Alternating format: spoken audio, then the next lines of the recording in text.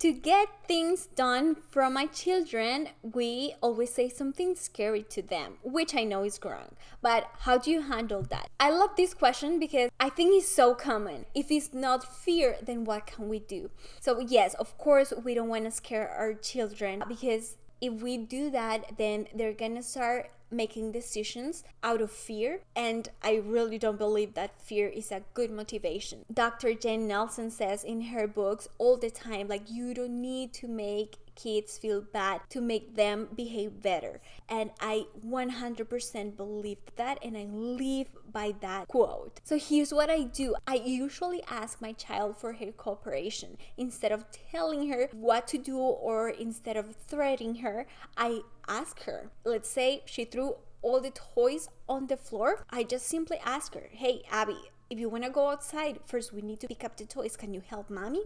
Instead of telling her, you're not going outside because you didn't pick up the toys, I'm just asking her, hey, yes, we can go, but first we need to do this. Can you help me? I also give her the freedom of telling me yes or no. And it's okay, especially at this age, because what I'm trying to do here is not making her do things perfectly, but creating routines. The skill that I want to teach her right now with the toy situation is every time we finish an activity, we have to pick that activity in order for us to move to the next one. And that is what I have in mind. I always have a plan in my head of what are we learning from this situation. And what I believe is, I know that if we keep repeating this over and over again, eventually I trust that she's gonna pick that up and she's gonna be like, oh, we are gonna go outside, I'm just gonna pick up the toys, because that is just the way it is. So that is something really good that you guys can try.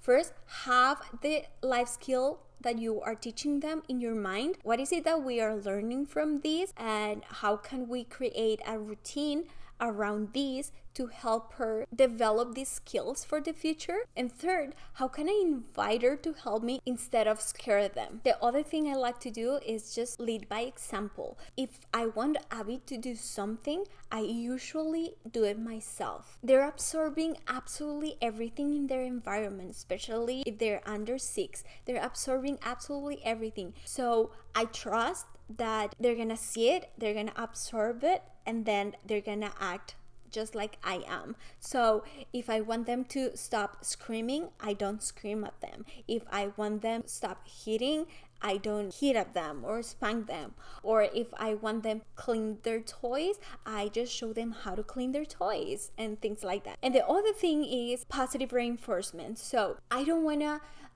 create these overly praising, like for every single little thing that she does, I'm like, oh my god, it's the end of the world. No, but every time I see her doing something that I ask her, I make sure to say thank you all the time, and I make sure to let her know that I really appreciate what she's doing. So whenever she's cleaning the toys, I say, oh my god, Abby, thank you so much. You clean all the toys. If she's helping me, I don't know, cleaning something that she spilled or something, I always say thank you so much for helping me clean.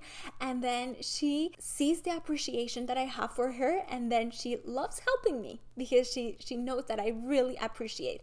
And it's not fake, I really appreciate it. And that is why I just keep telling her how thankful I am for her.